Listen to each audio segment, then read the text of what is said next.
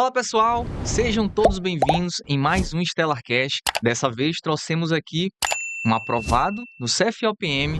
Ele era tenente do Exército Brasileiro e, ao mesmo tempo, estudava para o CFO da Polícia. E a gente vai conhecer como é que ele fazia isso, né? Passou no no NPOR, né? Que é uma prova ali, um seletivo para ingresso no Exército, quando você ali tem um curso superior. E como é que era essa rotina dele para trabalhar no Exército e, ao mesmo tempo, estudar, já pensando numa próxima carreira. Você vai conhecer toda a história dele, toda essa trajetória agora nesse podcast, nesse Stellarcast. Seja bem-vindo, Diego. Parabéns pela Obrigado. aprovação. Obrigado. Satisfação. E, cara, assim, né? Voltando aqui do início, né? Sim, Quem entra ali no. Não é todo mundo que conhece a NPOR, né? isso. Já partindo desse pressuposto. NPOR, o que é o NPOR, né?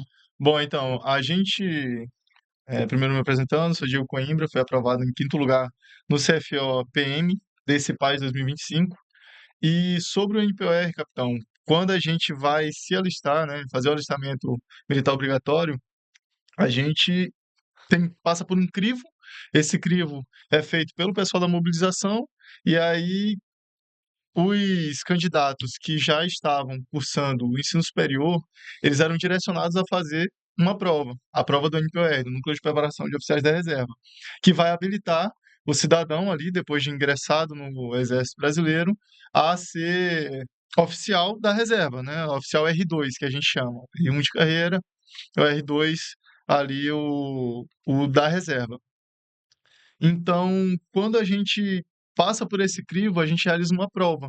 Uma prova de conhecimentos gerais, seria ali basicamente história, geografia, português, matemática e mais uma redação. E nessa prova são classificados os 40 melhores, e esses 40 entram para realizar o curso no órgão de formação de oficiais da reserva.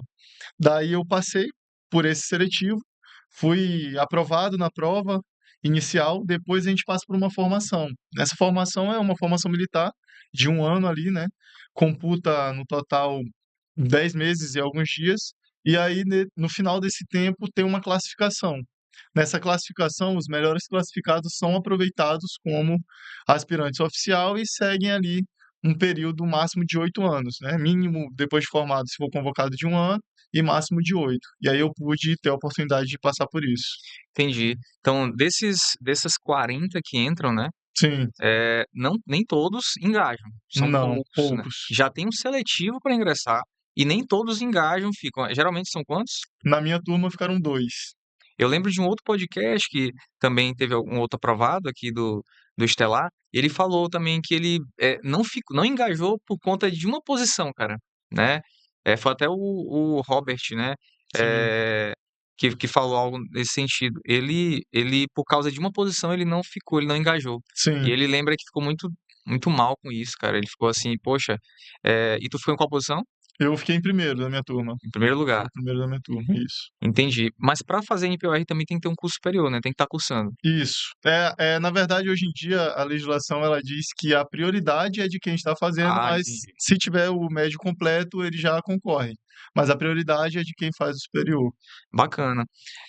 Então, assim, por mais que não seja um oficial de carreira, porque é no máximo 8 anos. No máximo 8 Então, em anos. 8 anos, tu vai ter que sair. Isso, perfeito. Tu tem que. É o máximo que tu vai conseguir, mas tu vai receber o salário igual de todos, Sim, de aspirante, tenente, tudo normal. E todas as garantias prerrogativas. perfeito. Todas. Mas ainda assim tu não tem aquela estabilidade que, por exemplo, um oficial de carreira, um militar de carreira teria. Sim, exatamente. É exatamente isso. E tu tendo isso, então talvez esse foi o que tu foi buscar no CFO? O que tu foi buscar? Por que tu não... Das opções que tu tinha, o que tu pensou ali na época? Então, quando eu entrei na no NPR, eu cursava química. Eu fazia um Ah, superior em bacana. química. Daí eu já estava no quinto período, quarto período, por aí. E aí, depois que eu entrei no NPOR, que eu tive a oportunidade de passar pelo curso de formação e depois me formei, eu vi como era a vida militar e eu meio que me interessei e fui me interessando por aquilo, né? Então, com o passar do tempo, eu meio que fui verificando se era realmente o que eu queria, me formar em química, viver daquilo.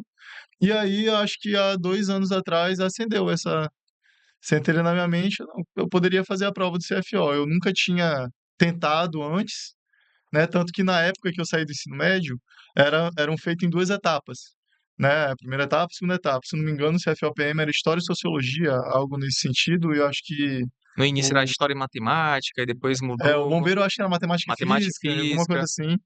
Tanto que eu fui com a cabeça para fazer o CFO, a primeira vez que eu fiz foi o PAS 2024, que foi feito em 2023, né? Eu achava que ainda era dessa forma, que é até uma história minha. Eu fiz a prova em 2023 e eu fiquei em sétimo lugar no quadro, mas na correção da redação eu caí. Eu fui, acho, para 50, algo assim. E aí, quando eu fiz a prova a primeira vez, eu não ia fazer, mas acabei indo fazer no dia, e aí deu muito certo a primeira fase, que é só a parte objetiva, nas questões. Eu acho que eu fiz 45, alguma coisa assim, eu fiquei em sétimo. E aí, quando eu reprovei na redação, que é até uma história bacana, porque triste, né? Eu vi que tinha saído das vagas assim que saiu o resultado final, mas no mesmo dia que eu reprovei, eu me inscrevi no curso. Eu reprovei, não, beleza, vou estudar de verdade, de novo, agora, para poder passar nesse próximo seletivo. E aí acendeu na minha cabeça essa ideia e eu me dedicava muito para isso. Óbvio que eu tinha que cumprir o horário do expediente, né? E como eu costumo falar, inclusive eu falei na minha despedida no Exército, que eu acho que a gente não precisa deixar algo cair para que algo se levante. Então eu pensava, eu não vou deixar o meu rendimento cair no meu trabalho, porque é o meu ganha-pão, e eu não vou deixar de estudar. Então eu optava por acordar um pouco mais cedo, para eu conseguir estudar já, iniciar o dia estudando, ia para o trabalho, fazia tudo normal. Saindo do trabalho, eu já ia direto na academia, da academia ia para o curso e depois quando eu chegava em casa eu estudava. Então eu fiquei fazendo isso por um período ali, não vou dizer um ano inteiro, mas eu acho que 7 meses. Por uns 7 meses eu fiquei fazendo esse percurso diário. E eu acho que funcionou muito para mim, né? Pô, bacana. Quando tu falou que iniciou pelo NPR, eu imaginei que já sempre, desde criança, tu pensava em ser militar. Mas tu, como falando agora, deu pra perceber que não, né? Porque tu ia pra química ou não. Quando esse ser militar era desde criança? Eu tinha Tu tinha sempre essa. uma vontade, né? Já tinha uma vontade, desde guri. Tanto que eu tenho alguns familiares que são militares, e eu sempre gostei muito dessa área. Mas eu estudei no IFMA, no Monte Castelo, Hum, e no IFMA do Monte Castelo eu cursei técnico em química. aerotécnica e química, não era Não, depois eu superior. passei no superior. Ah, Depois eu entendi. fui fazer química na UFMA. Mas iniciou essa vontade de fazer química quando eu estava no técnico em química no IFMA ainda. Aí deu o terceiro ano, fui para química superior, e aí com o passar do tempo fui vendo que eu não me identificava tanto assim, e aí que eu procurei outras coisas, aí eu achei o exército e depois acabei vindo focar no CFO da PM. Bacana. Quando tu terminou o ensino médio, tava fazendo química, por que tu decidiu, qual foi, o que que tu buscou nas carreiras militares? Por que tu decidiu, não, eu quero fazer MPR? Assim, eu sempre acompanhei muito essa questão do militarismo e eu achava bacana, eu achava que poderia combinar comigo, né, que eu poderia me dar bem nessa área. Então eu já vinha olhando há um tempo, eu já pensava em fazer o CFO desde o ensino médio, mas eu acabei deixando de lado. Tanto que eu vi a prova, o meu padrinho ele é militar, ele é cabo da PM. E ele me falava e eu olhava e me interessava, mas foi meio que como é que eu posso dizer? Antes da gente fazer a prova da UEMA, principalmente naquela época que eram 2 etapas, a gente se sentia um pouco intimidado. Você olhava assim, e eu via muita gente que passava anos estudando e não tinha passado. Então na minha cabeça eu fiquei olhando, pô, eu não estudei nada esse ano, eu vou lá botar a cara para fazer com esses caras que já estão anos estudando. Então eu acabei dando uma relaxada, acabei deixando esfriar e talvez por isso que eu não passei naquela época, né? Mas acredito que tudo é no tempo de Deus e foi correndo da melhor forma possível até que eu conseguisse chegar hoje aqui. Essa é uma percepção, realmente, as pessoas acham que quem passa no CFO, o cara tá estudando há muitos anos Sim, acontece isso, tem gente que tá estudando há muito tempo e que é só um cara muito gênio.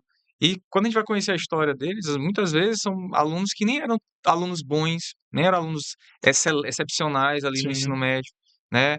Tem muita história que era assim. E todos eles começaram, decidiram começar como tu e não parou, né? sim, Agora, eu vejo que, por exemplo, a carreira do NPOR, né? Que te dá ali 8 anos de estabilidade. Pô, excelente, pô. Te dá uma estabilidade, te dá o salário ali de um tenente, pô, tem todas as prerrogativas de um oficial do Exército, mas eu vejo que às vezes muita gente que tá nesse período, ele não aproveita para se dedicar a algo posteriormente, né? Porque tu tem 8 anos ali trabalhando, como tu falou, tem que honrar o teu salário, tem que fazer o teu melhor, mas tu tem que pensar em algo depois. Sim, O que que tu vai fazer depois? Porque perfeito. é um tempo que tem, ele tem limite para acabar. E às vezes eu vejo muita gente que fica acomodado e não tenta outra coisa. Ou não estuda para nenhum outro concurso, ou não monta algum, porque vai acabar, né? Tu Sim. vê muito acontecer isso também? Vi acontecer com algumas pessoas, mas eu acho que justamente por ter esse senso de que realmente era algo temporário para minha vida, eu sempre tinha algum plano de sair antes que completassem os 8 anos, né? Eu não queria deixar completar os 8 anos. Por muito pouco eu não saio um ano antes, né? Mas quando eu observava a forma que eu estava levando minha vida, eu sempre pensava nisso. Eu disse, cara, eu não vou esperar dar os 8 anos, eu vou tentar me planejar para que eu saia antes, seja lá da forma que for, né? Naquele momento eu foquei no CFO e eu estava decidido. Parece que é até uma coisa que eu conversei muito com um professor, que inclusive é o professor do Estelar, o Fernando Santos, e a gente conversava depois das aulas. E aí eu trocava uma ideia com ele, eu falava para ele, Fernandão, esse ano é o meu ano. Eu vou passar esse ano. Eu vou me esforçar para passar esse ano. Se não der certo, eu vou sair de lá com a cabeça erguida que eu fiz o meu melhor. Então eu fiz uma rotina, capitão, que assim, era de domingo a domingo e eu fazia um simulado, só que como eu tinha caído na redação, eu fazia 2 redações por semana, né? 2 redações por semana e eu tirava ali uma média nas redações entre 8, 9,5, nunca fui um 10 de redação, mas eu tirava entre 8 e 9,5, e nos simulados eu sempre tirava ali algo entre 43 e 51. Então, eu fui, quando eu cheguei na prova no dia, no colégio que eu fui fazer, no colégio ali no João Paulo, na Kennedy, quando eu entrei na sala, que eu me sentei na cadeira, botei minha canetinha na mesa, eu sabia que eu iria fazer algo entre 43 e 51 na prova objetiva, e eu sabia que eu ia fazer algo entre 8 e 9,5 na redação. Eu tinha isso em mente, eu disse, cara, eu fiz isso o ano todo, não é possível que hoje os caras vão inventar outra prova que eu não acerte a média que eu acertei o ano todo. Então, eu acho que é muito sobre segurança. E assim, eu tinha, eh, eu tinha uma visão de que era aquilo que eu queria, então era o meu plano A e meu plano B passar no CFO. Era o meu plano do momento era passar no CFO. Pode ser que depois, se eu reprovasse, eu pudesse focar em outras coisas, mas naquele momento eu estava vivendo aquilo. E eu sempre falo pro pessoal, alguns amigos que me procuram hoje, querendo saber alguns bizus, eu falo que o principal é estar centrado. Porque, assim, é muito fácil você passar uma semana focado, digamos assim, né? Uma semana fazendo tudo direitinho. Na segunda semana começa a cair. Na terceira semana eu não vou fazer isso hoje porque tem uma bolinha ali para jogar, tem uma cervejinha para beber e tal. Eu vivi todo ano em função daquela prova. Tanto que saiu, quando eu saí da prova, levei a prova para casa, saiu um gabarito preliminar, né? E eu fui corrigir. Só que assim, as questões, por exemplo, de linguagem, elas são tão específicas que muitas vezes o professor de português que não leu a obra, ele não vai conseguir responder. Então ele vai ter uma alternativa errada para a resposta, como resposta, né? E quando eu fui corrigir a minha prova na parte de linguagens, tinha algumas questões erradas que eu tinha certeza que eu tinha acertado. E aí o resultado deu por volta de 40, 41. Eu fiquei bem triste no dia, né? Eu disse, caraca, velho, é impossível ter tirado isso. Nunca tirei isso na minha vida. Mas depois, quando saiu o gabarito original, aí que eu vim me acalmar mais um pouco, eu tinha tirado mais de 45, e aí já fiquei tranquilo. Tanto que quando eu saí da prova, eu saí com aquela mente de, pô, acho que eu passei, desde quando eu saí da prova, né? E aí foi um grande alívio para mim, justamente porque eu tinha planejado sair antes de bater os 8 anos do exército. Pô, bacana. Agora tem uma questão que na tua vida que é diferente de muitos alunos, que é o fato de tu já ter teu salário. Sim. A pessoa que já tem um salário mensal, ela pode ir no cinema, ela pode sair para um show, ela pode sair, cara. Tu tinha um salário. Quanto que ganhava um tenente do exército? Quanto é que ganha? É a mesma base das forças ali, É o que? Assim, 7 7 por mil, aí. 7 mil. Então, assim, pô, o cara ganha 7 mil reais, dá pra ele viver, tá solteiro, né? Tá casado, tem filho, Não, namora. namora. Então, assim, tranquilo. Sim, Dá pra. Tu pode fazer. Com esse valor, com esse dinheiro, tu vive tranquilo. Um cara solteiro, com a namorada. Eu imagino que deve ter sido muito difícil tu ter que abrir mão de muita coisa. Tu abriu sim, mão de muita coisa. Porque tu, como tu tá falando aí, de domingo a domingo, né? De domingo a domingo, tu estudava, ou seja, tu poderia estar na praia, tu poderia ter viajado. Eu sei que tu poderia ter feito várias coisas, tal, sair com os amigos. E o cara quando é liso, ele não tem muita opção, sim, né? É aquilo e aquilo. O cara que tem dinheiro, talvez seja até um pouco mais difícil. Por quê? Porque ele tem a opção de fazer outras coisas. Na verdade, os dois são difíceis. Eu não vou dizer qual é o mais difícil. Os dois é muito difícil quando é liso, muito, muito liso. E é sim, difícil também porque tu tem muita opção, pô. Tu poderia aproveitar a vida, mas tu sabia que tinha 8 anos. Mas como é que de onde é que tu tirava essa motivação, né? Pra dizer não. Pra dizer não pra. Porque tu disse não pra muita coisa. Tu sim. abdicou de muita coisa. E tu tinha Muita dinheiro coisa. pra sair, né? Então, tudo começa com realmente o desejo de conquistar. Eu queria muito passar no CFO da PM, queria muito. Então, isso para mim já era o meu ponto de partida. Cara, eu quero isso aqui.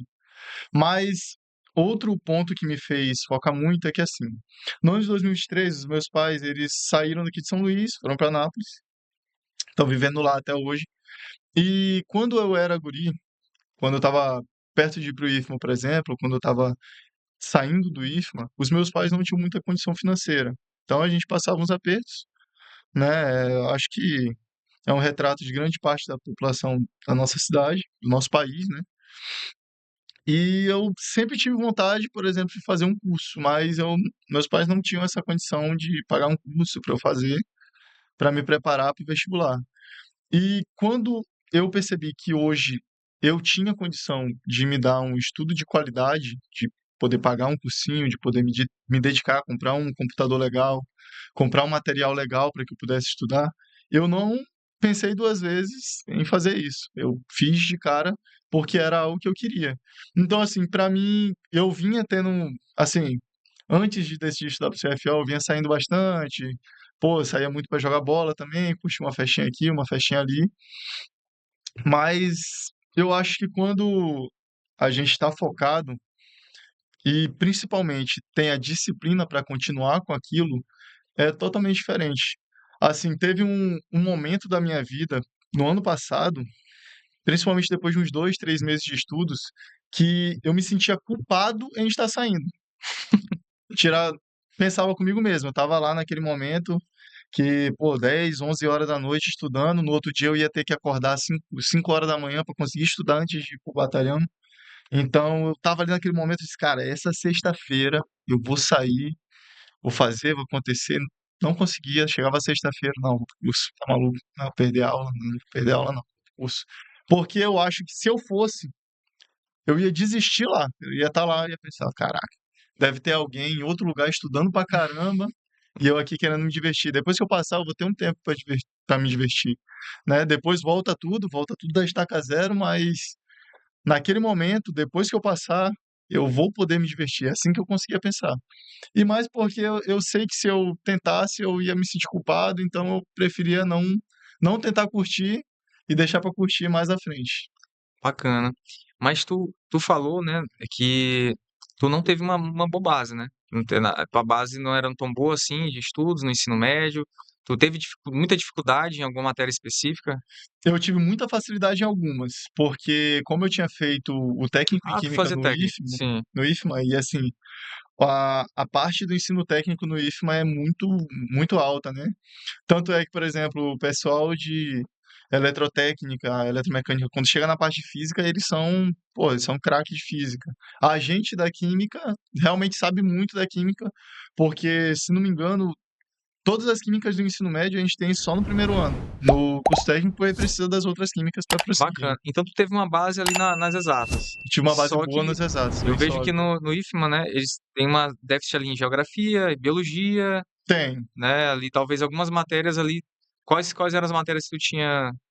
Ah, eu tinha muita dificuldade em humanas, geografia, nada assim, sou treva em geografia.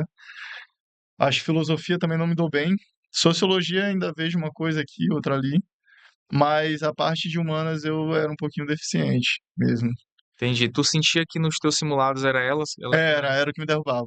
Era o que me derrubava, era a parte de humanas. Então, qual foi a tua estratégia, né? Qual foi a tua estratégia para tentar equilibrar isso? Assim, em 2023, quando eu fiz a prova a primeira vez, eu não me atentei para nada disso, para nada de estratégia, eu só fui fazer a prova, fiz a prova e deu no que deu.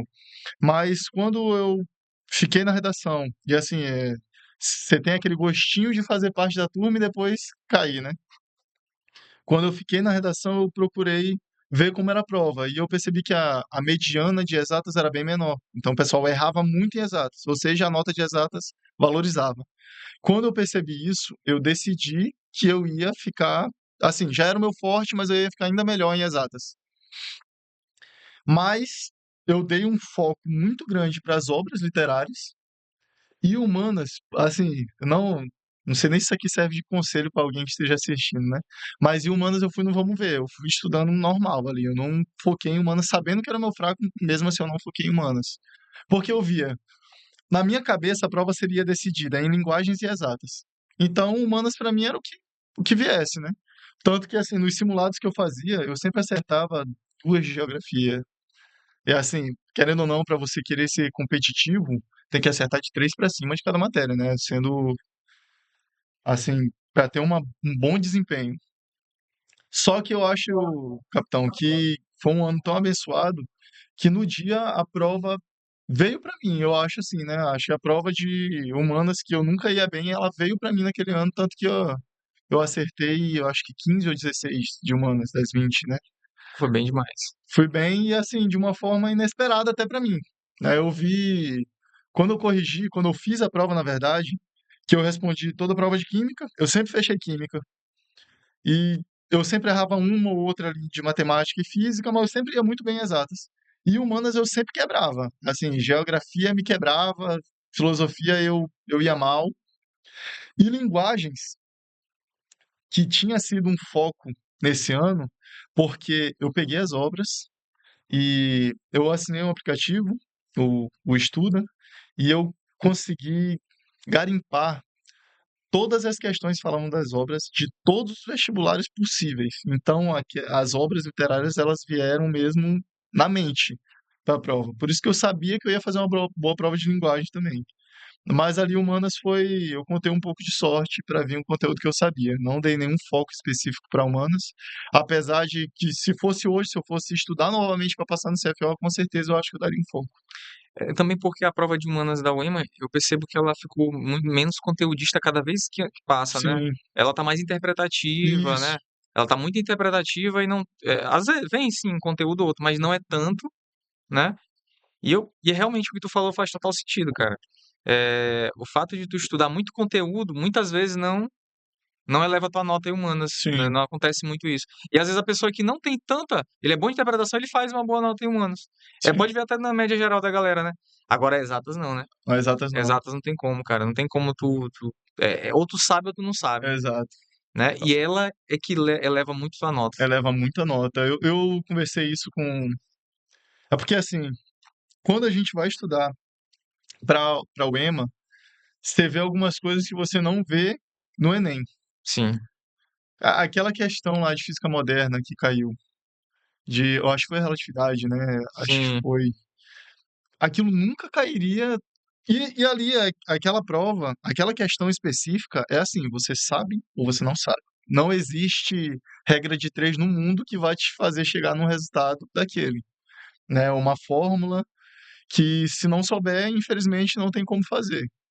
Então, eu acho que a parte de exatas, diferente do que vem acontecendo com humanas, a parte de exatas ainda tem muito disso. Tem muito do você sabe ou você não sabe. sim. Então, se tu não souber, não adianta que não vai dar certo. E eu percebo que tem algumas escolas que não preparam o aluno para esse tipo de prova. Por exemplo, focam mais no Enem, né? Sim, Eles focam muito no Enem e deixam a UEMA ali um pouco, essas particularidades de lado, né? sim, Tipo obra literária, algumas magnetismo ali, uma coisa ou outra de magnetismo que não é cobrado tanto, né? Que é muito específico, acaba deixando a desejar, né? sim. E o aluno aí chega pro vestibular e tem esse déficit, né? E tem que complementar, né, esse déficit.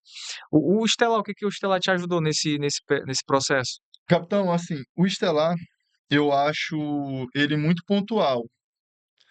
Por exemplo, eu acho que ninguém vai passar na UEMA, óbvio, vai ter aquele cara que vai conseguir fechar todos os conteúdos. Mas eu acho que não passa na UEMA quem consegue fechar a grade curricular. Passa na UEMA quem tem menos lacunas. Ou seja, quem faz o beabá muito bem feito, quem tem os assuntos mais recorrentes ali bem frescos na mente, e quem vai fechando uma lacuna ou outra que acaba sendo até um pouco de sorte, né? Por exemplo, se a gente for ver a prova de biologia, vai ter uma questão lá absurda É, que você só muito sabe, específica, muito né? específica, pelo menos uma. É, A gente, inclusive, eu conversava muito isso com o Fernando, que 4 das 5 questões de biologia você vai matar. Agora vai ter uma que vai ser ali, não sei, uma questão sobre uma coisa muito específica e muito difícil de encontrar na mente. Mas eu acho que o Estelar, ele é muito pontual no conteúdo que ele lança na plataforma. Por exemplo, se você for, e eu falo isso porque eu fiz, se você pegar as aulas de matemática, que são geniais, do nosso professor, se você pegar as aulas de matemática do Estelar, você bater de ponta a ponta, 4 das questões da prova, pode ter certeza que vai dar certo, vai acertar.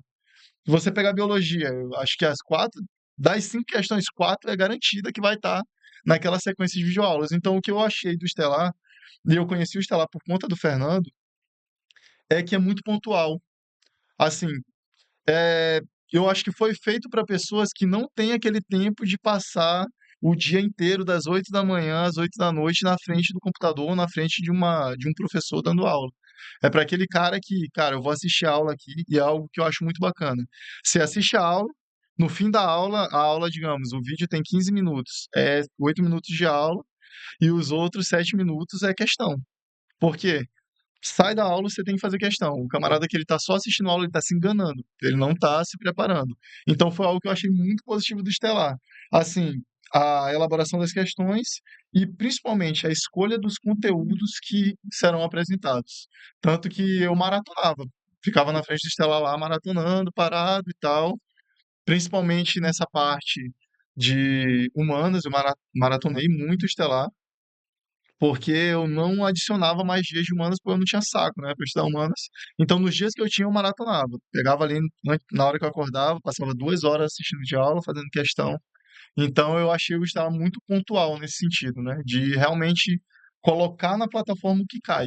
E isso, para mim, é o principal. para quem tem pouco tempo, né? Pô, é o ideal. É o É ideal. o ideal. Você não vai conseguir estudar. Quem tem pouco tempo e pega a grade curricular inteira para estudar, ele está perdido. Tá perdido. Ele não está fazendo nada certo. Ele está porque o que é que vai ser a grade curricular que eles vão lançar no edital? A grade curricular do ensino médio. Tu não vai conseguir bater o ensino médio em um ano estudando um turno. Não dá. Então, quando uma pessoa que tem pouco tempo, como eu tinha, vai estudar para o CFO, ela tem que estudar certo, estudar da maneira correta. Como é estudar da maneira correta? Fechar os mais recorrentes e bater lacuna. É basicamente isso que ela tem que fazer. E eu acho que o Estelado é bem direcionado nesse sentido. E às vezes a gente percebe até na diferenciação, né? As questões, por exemplo, existem questões que, que às vezes o aluno está achando que está estudando para aquela prova, mas ele está completamente equivocado, Perdido. está perdido. Ele está achando que, por exemplo, ele vai estudar uma questão da ESA, achando que a questão da ESA é igual a da. Não, é matemática. Aquela questão é outra banca. Mas vou estudar só pelas provas da UEMA. Mas acaba. Sim, acaba. E aí, depois?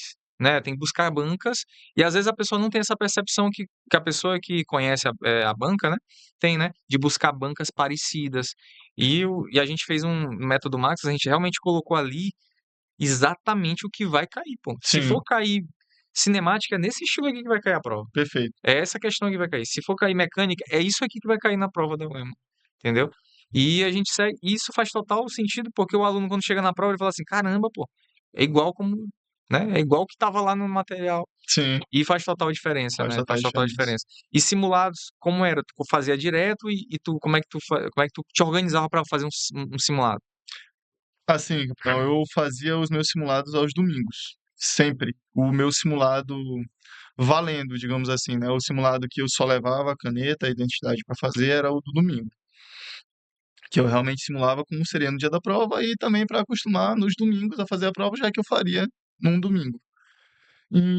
Mas eu me preparava da seguinte forma: eu acho que tem muito aluno que se engana eh, com falsos acertos. O que que são falsos acertos? O cara, ele passa a semana toda estudando no curso, vendo o curso online, fazendo a redaçãozinha dele. Quando chega no dia do simulado, ele faz o simulado, só que ele chuta. Nessa que ele chuta, ele consegue acertar um ou outro, mas ele não se preocupa em corrigir. Como eu me preparava para o simulado? Digamos que eu sempre partia de um simulado anterior. Então, no simulado da semana anterior, eu fui um pouco mal em física. Cara, essa semana eu vou dar uma atençãozinha para o que eu errei naquele simulado, que não pode ficar à deriva, e eu vou dar um foco em física para eu já conseguir me superar um pouquinho em física no próximo simulado. E aí eu passava a semana focado nessa estratégia de melhorar em algum aspecto que eu fui ruim na semana anterior, e depois que eu fazia isso, um dia antes, eu sempre fiz isso, no sábado, eu pegava o meu resumão, que era meio que, eu acho que só eu entendia, um monte de fórmula aleatória, um monte de com comentários sobre algum conteúdo. Eu lia aquilo, passava umas 2 horas lendo, relendo, fazia uma questão ou outra e parava. No domingo, eu iria fazer o simulado, e imediatamente após sair o simulado, eu corrigia. Depois de corrigir, eu marcava o que que eu tinha errado. E aí, depois que eu descansava um pouco, eu iria corrigir aquilo que eu tinha errado. Mas eu me preocupava em fazer uma coisa específica que eu acho que é o que derruba muito aluno. Eu ia verificar se o meu raciocínio na questão que eu tinha acertado estava correto. Hum, Porque eu acho que acontece muito isso, né? Principalmente em questões de exatas. O cara vai lá, não, é isso aqui, porque deve ser desse jeito. Só que ele não sabe como ele chegou ali, né? Ele sabe que ele chegou. E eu acho que esse falso acerto ele é muito prejudicial ao aluno, né? Ele é muito perigoso, porque o aluno ele vai tender a negligenciar algo que ele mesmo ali acha que sabe. Só que no dia da prova a gente não tem pesquisa, a gente não tem como corrigir depois, é só aquilo, né? E assim, como a banca, por exemplo, os simulados do Estelar, eles eram muito direcionados, assim, em bancas parecidas, que a gente vai ver o ERJ, o S, o EMA, às vezes até o EPA, né? Um pouquinho hoje em dia de FUVEST, que eu acho que já a gente está pegando algumas coisas parecidas com a FUVEST. Então, eu olhava essas bancas, a gente não sabe quem que copia quem, né? Mas a gente sabe que alguém copia alguém. E eu ia fazendo várias questões ao longo da semana, porque eu sabia que no simulado ia cair alguma coisa parecida. Eu sabia, cara, eles vão pegar alguma questão daqui, então eu vou fazer nesse sentido aí. E assim eu me preparava durante a semana, e quando eu recebia a nota do próximo simulado, que era no domingo, eu já refazia a minha estratégia. Se eu tinha ido pior em outra matéria e tinha ido melhor em física, eu já ia buscar outra matéria que eu tinha me prejudicado. pô, bacana, cara. Tu usava os simulados ali como direcionamento para aquilo que tu precisava melhorar. Exato. E, cara, tu falou uma coisa aí que muita gente não faz, que é exatamente isso, corrigir os acertos. Sim. Porque a gente pode pensar assim, pô, tu acertou, tu vai corrigir teu acerto. Parece meio ilógico, mas, cara, tem total lógica. Porque dessas 41, 43 que tu acertava no teu simulado, com certeza, umas 5 ou 5 tu ficou em dúvida entre duas, Sim, né? perfeito. E dessas que tu ficou em dúvida, dessas 5, se no dia da prova dessas duas tu botar errada, tu já tá Já fora tô do fora, quadro, pô. tô fora. Então faz total sentido tu corrigir essas 41 que tu acertou, pra saber se realmente foi aquilo ali que e não ter dúvida mais. Pô, se eu fiquei em dúvida, eu não quero ficar com dúvida. Ou Sim, seja, na correção, marcar as questões que tu ficou na dúvida, para depois estudar e não ficar na dúvida desse assunto. Porque vai surgir a dúvida na hora da prova. E vai que no dia tu não tá num dia bom, não tá né? no teu dia, né? Vai que não é, Sim, porque como tu falou, tem provas que vêm para ti, né? Não é só estudar, né? tem provas que vêm para ti, eu acredito que é Deus que faz isso aí acontecer. Ele te coloca uma prova ali que é para ti. E Sim, às vezes a prova que veio para ti naquele ano não vai ser a do próximo ano. Ainda eu falo muito isso, ó. A prova desse ano pode que tu passou, talvez na do próximo ano tu não vai passar. Então aproveita quando Deus coloca a oportunidade aí na tua mão. exatamente. Cara, isso faz total sentido. É corrigir os teus acertos, né? Total sentido. Tu aprendeu onde isso, fazer isso? Eu Tu começou via aonde fazer muitos isso? professores falando sobre corrigir os simulados, mas eu acho que, assim, tem várias estratégias que falam sobre corrigir o simulado inteiro, né? Você Sim, corrige tudo, tudo. as 60 questões, não só as que você errou. Mas eu dei um foco para isso porque uma vez eu estava corrigindo um simulado e tinha uma questão que eu fiquei entre duas, mas eu marquei a certa. E aí na outra questão eu também fiquei entre duas, mas eu marquei a certa. E depois de umas três questões acontecendo isso, eu fiquei entre duas e marquei a errado. E aí, quando eu fazia o simulado, eu sempre botava, assim, um xizinho na que eu achava que não era, e eu deixava em branco as que eu achava que eram, né? Então, quando eu ficava entre duas, que eu não olhava o xizinho do lado daquela letra, eu sabia, então eu considerei marcar essa. E aí, quando eu vi isso, que eu realmente tinha marcado uma errada, eu fiquei pensando, cara, e se nas outras tantas que eu fiquei entre duas, eu tivesse sempre escolhido a errada? Porque é uma probabilidade, né?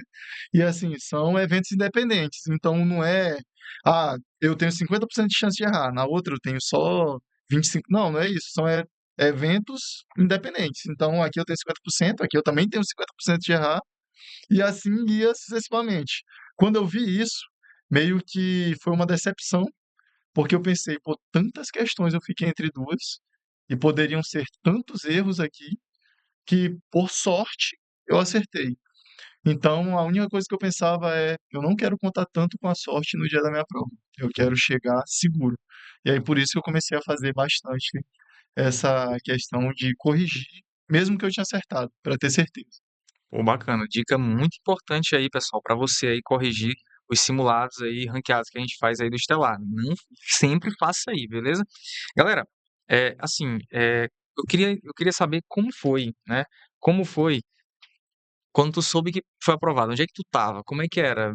Tu tava onde? Como é que foi esse momento? Então, quando saiu o resultado da objetiva, e, se eu não me engano, eu fiquei em 15º na 15º ou 14º na primeira lista, né, a lista do quádruplo. E quando eu vi aquilo, eu já fiquei muito feliz, acho que eu estava no batalhão mesmo quando saiu o resultado. Fiquei bem alegre, fui para casa, comemorei essa primeira etapa e eu fiquei muito pensativo sobre a redação. E assim, eh, a gente sempre fala que nós devemos evitar um pouco a ansiedade, em demasia, mas não tem como. Quando o nome sai no quadro, a ansiedade ela bate. Você começa a pensar, pô, como será que eu fui na minha redação? Eu trouxe minha redação para casa. Será que eu mando para alguém corrigir? Será que eu não mando? Se eu mandar e der uma nota baixa, eu vou me frustrar ou eu espero logo. Então vira um misto de sentimentos, né? Como conheci uma professora de redação, eu mandei minha redação para ela, corrigiu, deu a nota, foi uma nota que me agradou, e eu fiquei muito na expectativa. Só que eu tinha uma expectativa tão boa que o que que eu fiz? No dia de que saiu o resultado, se eu não me engano, eu estava de férias, tinha tirado uma parcela de férias. E quando saiu o resultado, eu estava em casa ainda. Estava em casa, estava esperando o resultado sair, né? E quando eu vi meu nome, eu só consegui, pô, pensar em como tinha sido gratificante fazer tudo aquilo que eu fiz. Ou seja, todas as vezes que eu evitei sair para ficar em casa, todas as vezes que eu acordei cedo, todas as vezes que eu fui dormir tarde, todas as vezes que eu quase não dormi, eu pensava em como tinha valido a pena fazer tudo aquilo. Fiquei pensando, pô, eu realmente consegui, porque eu segui o que eu queria. E assim, muita gente, capitão, chega pra gente hoje, os aprovados ou pessoas que já foram aprovadas em anos anteriores, deve acontecer direto com o senhor, tendo em vista que o senhor passou pelo mesmo processo que a gente passou. Chega e pergunta, cara, qual é o bizu da UEMA?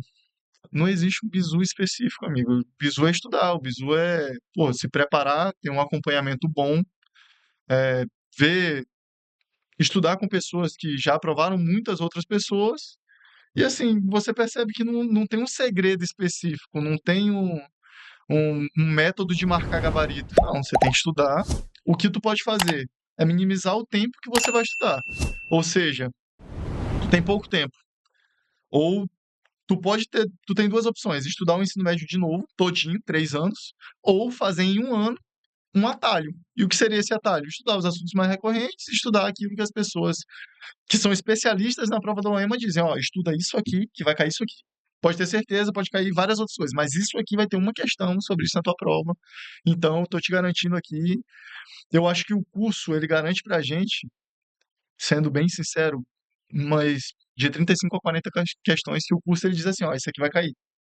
Estuda. O que vier a mais, ali você vai ter que talvez até se der um pouco mais de atenção a todas as aulas ou estudar tudo, mas eu acho que em tempo reduzido, o curso ele consegue garantir isso. Se você fizer o cronograma correto, né? De 40 a 45 questões ali, eu acho que é possível estudando ali um ano com tempo reduzido. Bacana. Aí então, nesse momento que tu olhou pra trás e falou assim, caramba, valeu muito a pena. Quem foi a primeira pessoa que tu resolveu ligar aí pra contar aí como foi a reação? Ah, então, minha namorada estava em casa comigo, esperando o resultado, então ela já viu de início logo a euforia lá, os gritos e tal. Mas eu liguei para minha mãe, que tá em Anápolis, né? Liguei para minha mãe, para meu pai, depois para meu irmão, meus familiares em geral, e depois algumas pessoas que começaram a me ligar porque já tinham visto na lista. Que, assim, é um teste para cardíaco, porque você não consegue acessar na hora que sai, né? E sai a notícia que saiu, eu acho que saiu até no jornal, se eu não me engano, ou foi em 2023 que saiu, não lembro. Eu sei que eu tava com o Instagram da UEMA, até hoje tá assim, lança as notificações. Se a UEMA postar alguma coisa, notifica, né, no meu Instagram. E eu tava no Sig Concursos, na página da UEMA, tava em todas as páginas possíveis esperando sair o resultado. Então, quando saiu, a minha namorada já estava comigo, mas eu liguei para meus pais e depois o pessoal começou a me ligar. Pô, vi que tu passou e tal, vi teu nome. E foi um salto muito grande, né, capitão? Até sobre algo que a gente ainda não tinha comentado, que porque eu estava em 15º. Na primeira vez que eu fiz, eu estava em sétimo e eu fui para 50. Dessa vez eu estava em 15º e eu fui para quinto lugar depois da correção da redação. Então a redação ela tem esse poder, né? Ela te tira das vagas, mas ela também pode te colocar lá. Então foi meio mágico mesmo esse momento e só felicidade, né? Não tem nada mais que isso.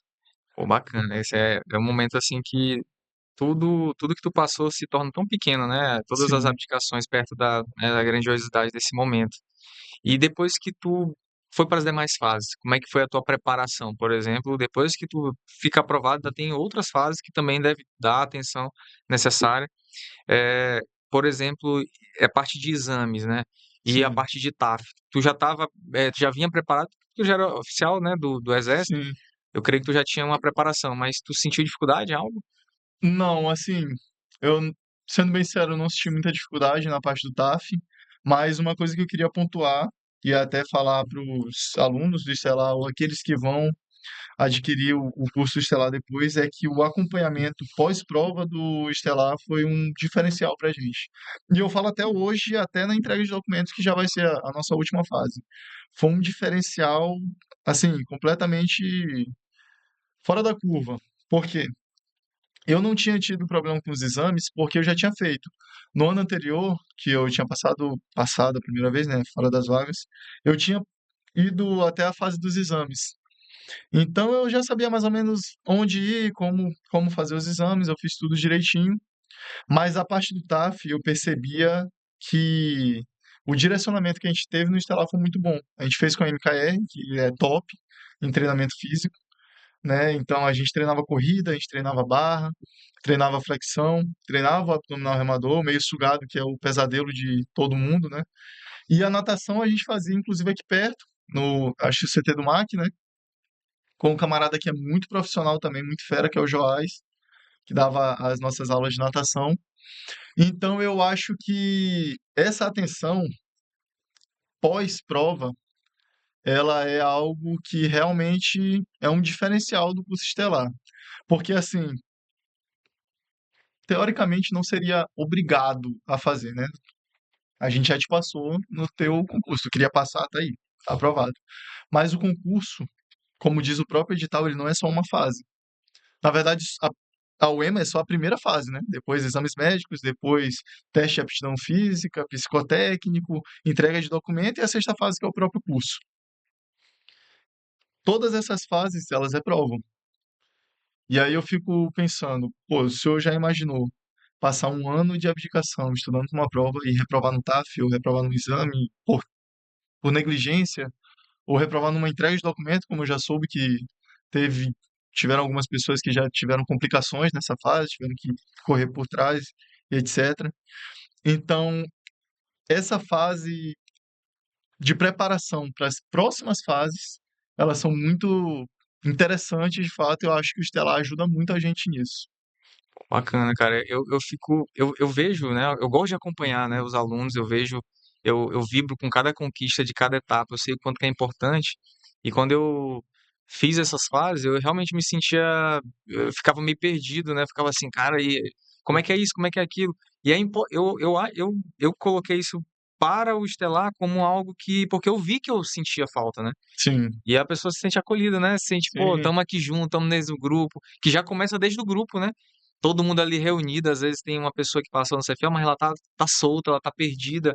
Cara, o cara que vai perdido, cara, ele fica muito assim, aéreo, ele não sabe o que tá acontecendo, ele vai, por exemplo, para um TAF, tem bizus que a gente já passou, que os instrutores já passaram, que você chega mais rápido, né? Que você se prepara mais rápido. Por exemplo, o Joás com certeza deu vários bizus ali na hora do TAF, que é muita coisa psicológica, né? sim, Né? O Kempis também, né? Que tem experiência muito grande aí no TAF, né? Também e lógico, a gente tá sempre junto dos melhores, né?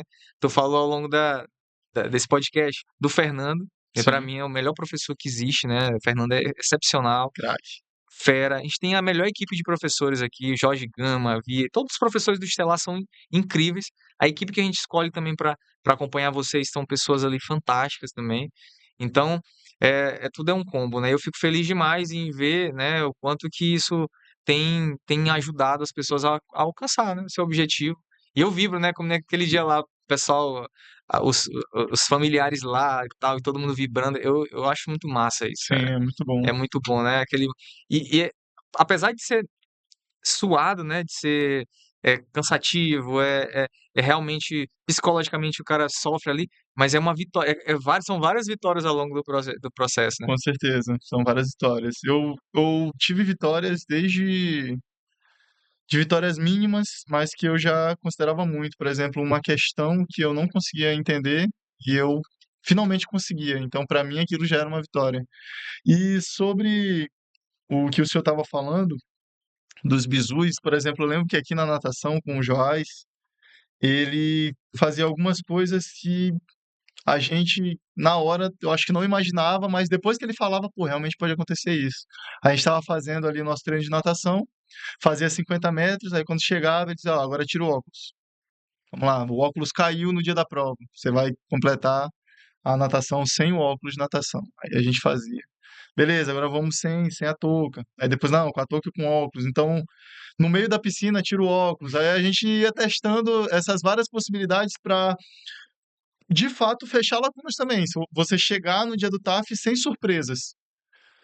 Com o Major Kempis, teve um dia que a gente foi correr e a gente estava na MKR ali no Itapiracó. Nele, não, não, vamos correr na pista hoje, Major? Não, não, nós vamos correr na avenida, com dificuldade.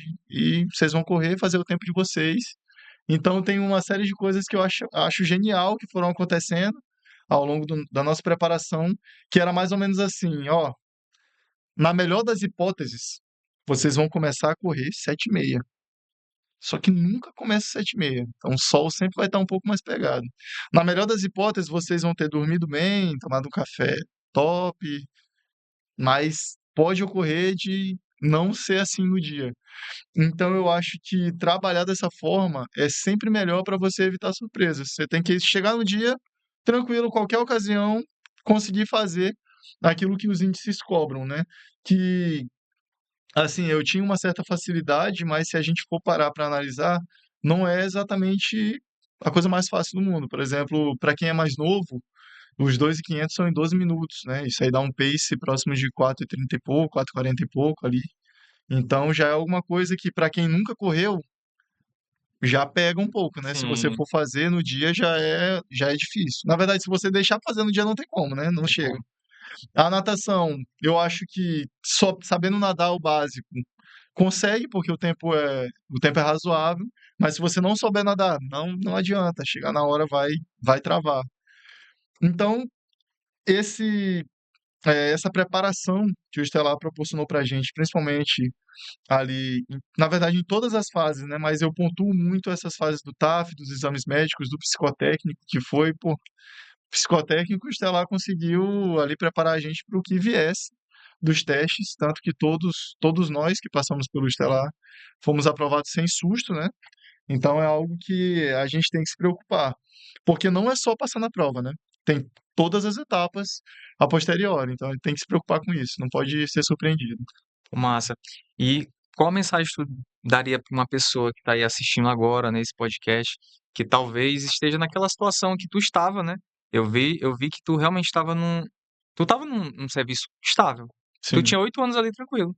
E às vezes tem gente que está nessa situação, tá trabalhando em um trabalho tranquilo, ganhando ali seus 5.000, 7.000, 5.500, 7.000 reais, mas ele sabe que não tem estabilidade, sabe que não é para sempre. E sim, às vezes ele se acomoda, mas tu não, cara. Tu pensou lá na frente. Tu foi, cara, eu quero algo pra minha vida, eu quero algo que realmente é aquilo que eu quero. E talvez a pessoa, naquele comodismo, ficou ali e vai ficando e vai ficando. Qual mensagem que tu daria pra essa pessoa que quer o sonho, talvez, que é o sonho da pessoa, mas ele fica só postergando, postergando? Qual mensagem tu daria pra essa pessoa? assim, eu acho que nós temos que viver o hoje, mas sempre com os olhos à frente. Então, para essa pessoa que, se ela está aqui assistindo a gente, é porque ela tem uma certa dúvida sobre o que ela está fazendo ou da carreira que ela quer seguir. Eu sempre penso isso, capitão, porque foi algo que eu fiz. Eu tentei me enxergar 5 anos à frente, 10 anos à frente. Eu disse, onde é que eu vou estar? No meu caso, era muito fácil responder, porque eu não estaria mais no exército. Eu não sei onde eu estaria, mas sei onde eu não estaria mais. E eu acho que a pessoa, quando ela se pergunta isso, ela vai ocasionar uma coisa que é muito interessante para a virada de chave, que é a dúvida. Ela pode ter uma dúvida. Pô, daqui a 5 anos, realmente, daqui a 5 anos eu vou estar fazendo o quê? Daqui a 10 anos eu vou estar onde eu vou estar? Então, para essas pessoas especificamente, eu digo que quanto antes você começa, mais preparado você vai estar no dia de uma prova, de um concurso. Agora a gente está vendo, eu vejo o Estelar divulgando, tem vários concursos que estão prestes a abrir, né? Mas principalmente para o CFO. E o tempo, ele vai se esgotando. A gente tem a lei orgânica que já está para ser posta em vigor. Então, eu costumo encarar a oportunidade do ano como se fosse a última e abraçar naquilo com todas as forças. Para as pessoas que querem seguir essa carreira, eu falo que é muito interessante a gente observar os benefícios da carreira e quão honroso é poder servir a sociedade e ver o seu trabalho sendo útil para a sociedade, seja ela maranhense, brasileira. Então, é sempre isso. Pensar um pouco à frente, sair um pouquinho da caixa. Hoje em dia está muito cômodo, mas eu sempre tento ser precavido a ponto de, pô, como será que eu vou estar amanhã? Será que eu vou estar bem? Será que eu vou estar conseguindo me sustentar? E assim, eu já moro sozinho, então a gente, quando já tem esse gostinho de se sustentar, a gente sempre pensa, cara, eu não quero voltar a depender de ninguém, eu quero continuar sendo a minha própria fonte de renda. Então, eu acho que o recado que eu deixo a essas pessoas é realmente tentar olhar um pouco à frente, né? Não se manter preso naquela realidade que está vivendo no momento porque está cômodo. O comodismo, ele é inimigo da evolução, né? Mas a dúvida, essa insegurança, ela pode agir de duas formas. Ou ela pode te prejudicar, te deixar um pouco mais depressivo, ou então ela pode te impulsionar. Pô, eu tenho dúvida de como eu vou estar daqui a 5 anos? Não, então eu vou buscar uma forma de eu estar bem daqui a 5 anos. E eu tentei usar isso como combustível. Pô, massa. Pessoal, cara, muito massa, viu? Conhecer mais da tua história, né? Conhecer mais de toda essa tua trajetória que tu viveu. E eu tenho certeza que os nossos alunos, né, e futuro alunos, pessoal que está assistindo, que tem um sonho também de ser aprovado, né, seja na UEMA, outro concurso, outro vestibular, se inspirou, aprendeu muito contigo agora nesse podcast. E você aí, pessoal, não desista do seu sonho. Se é teu objetivo, não faça, não fique acomodado, né, saia daquela tua zona ali de conforto, saia dessa zona de conforto, corra atrás, você vai conseguir. Às vezes a pessoa fala assim: "Ah, é muito difícil, é só cara muito inteligente". Já é um bloqueio que tu tem. Não, cara, só começa. Eu entrevisto várias pessoas aqui que não tiveram a melhor base, não foram os melhores alunos, mas eles começaram, né. E você aí, comece e não pare, porque quem mantém focado no seu objetivo, cara, ele alcança o que quiser. Então não desista dos seus sonhos, faça que nem, né, o Diego fez, não desistiu, correu atrás e hoje, né, será aí cadete da Polícia Militar, em breve um oficial da da Polícia Militar. Sim. Valeu, pessoal, tamo junto. Fiquem com Deus, até a próxima, Stellar Cash.